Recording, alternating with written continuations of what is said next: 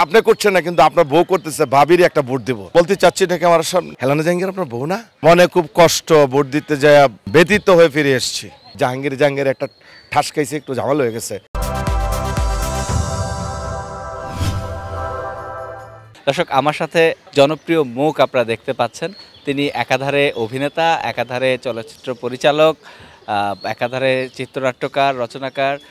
তার আসলে গুণে বহু গুণে গুণান্বিত জাহাঙ্গীর ভাই। আমরা একটু জাহাঙ্গীর ভাইয়ের কাছ থেকে আজকের পরিবেশ সম্পর্কে জানতে চাইবো। তার আগে জানতে চাই, ভাই ভোট দিয়েছেন?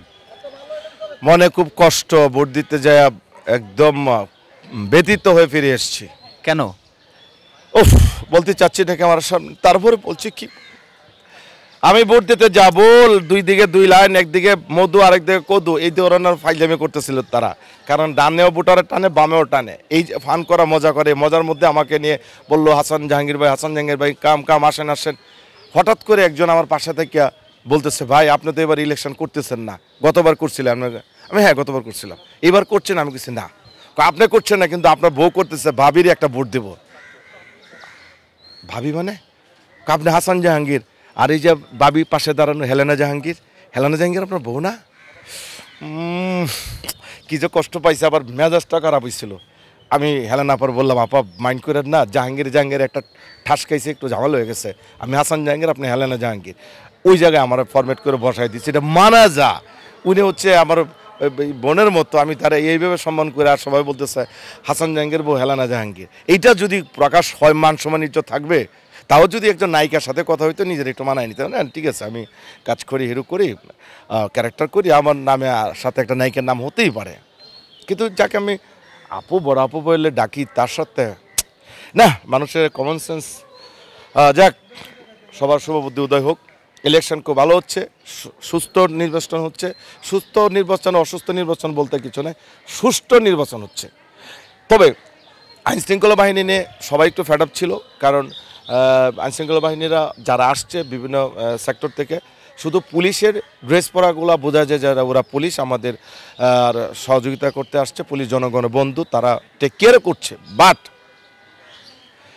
অনেক আইনশৃঙ্খলা বাহিনীরা অনেক সিনিয়র সেলিব্রিটিদের চিনতে পারছে না। যেমন আমাদের আব্দুল আজিজ ভাইকে আটকে দিয়েছে, আমাদের আবুল হায়াত ভাই আসছে, ওনার গাড়ি অনেকক্ষণ চেক করলো। তারপরে এমন সিনিয়র যারা আছে অনেক, 2-3 জন ভোটার ফেরত গেছে, তাদের নাম কি, নাম আপনার? বলছে আমার নাম মুখ। ভোটার নাম্বার কত? এই যে এটা। কার্ড আনছেন? এইটা। আপনার সাথে আরও কেউ আছে? না। একটু দেখবো স্যার, একটু দেখলো, একটু দাঁড়ান স্যার। এরপর আরেকজন আসলো, স্যার আপনার নামটা কি? একটু আগে কিন্তু একজন কাছে বললো। তো একজন সেলিব্রিটি লোক কয়জনের কাছে তার নাম বলবে? আর নাম জিজ্ঞেস করতে হবে কেন? আপনার ভোটার আইডি কার্ড দেখাচ্ছে না? আমাদের নির্বাচন কমিশন তো লিখে দিচ্ছে, তার সিগনেচার আছে, ছেড়ে দেন। ওরা ইচ্ছা করে তাকায় থাকে, এই মনে করছে। আবার দেখা গেলো যে তারা আবার এরকমও করছে। এইটা সকাল থেকে অনেকে বিরক্ত ছিল। আমাদের রুবেল ভাই গেলো, অমিতা সেন গেলো, ওরা 2-3 বার যে আর্টিস্টদের ছুটায় নিয়ে আসছে। একজন আর্টিস্টকে প্রায় 15 মিনিট দাঁড় করা হয়েছে গাড়ির মধ্যে। আমার গাড়িটাও ওরা অনেকবার চেক করেছে। চেক করতে যেয়ে যে ঝামেলাটা হয়েছে সেটা হলো, আমাকে জিজ্ঞেস করলো যে ভাইয়া আপনার সাথে কার্ড আছে? আমাকে জি, নির্বাচন কমিশনের কার্ড আছে, এই যে এটা আমার কার্ড। বললো যে কত নাম্বার? আমি বলছি তো লেখা আছে। গাড়িটা চেক করবো, করেন। আপনার সাথে কেউ আছে? আমাকে দেখতেছেন কেউ নাই। তা আমি হাসান জাহাঙ্গীরকে যদি তারা এত প্রশ্ন করে, চিনার পরে ওরা এই চেক করতেছে, কয়েকজন বলতে স্যার চিনছি আপনাকে, আর যান। আরেকজন বলতে স্যার দাঁড়ান দেখে নেই। এই ধরনের প্যারাশনিতে আমরা ছিলাম, একটু ডিস্টার্ব হয়েছে।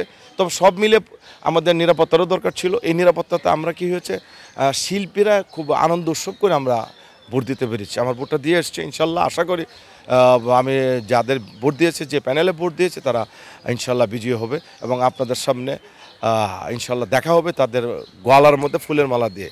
এই যে যাদের ভোট দিলেন, তাদের আসলে প্রার্থিতা বাছাইয়ের ক্ষেত্রে কোন যোগ্যতাকে আপনি মূল্যায়ন করে তাদেরকে ভোট দিয়েছেন? মূল্যায়ন করেছি আমি দুটো জিনিস। একটা হচ্ছে এই সিনেমা শিল্পীদের, আমাদের সিনেমা শিল্পীদের সংশ্লিষ্ট কে এগিয়ে আসে আপদে বিপদে। ইলেকশনের সময় আমি আপনার হেল্প করলাম, গিফট দিলাম, পাশে থাকলাম, মিষ্টি কথা বললাম, ইলেকশনের পরে আপনাকে পেলাম না, এই টাইপেরগুলো আমরা চিন্তা করি না। আমরা চিন্তা করেছি যাকে ডাক দিলে পাওয়া যাবে, যাকে সবসময় আমরা কাছে পাবো, ওই ধরনের চিন্তা করে আমরা নির্বাচন করেছি কাকে ভোট দেব।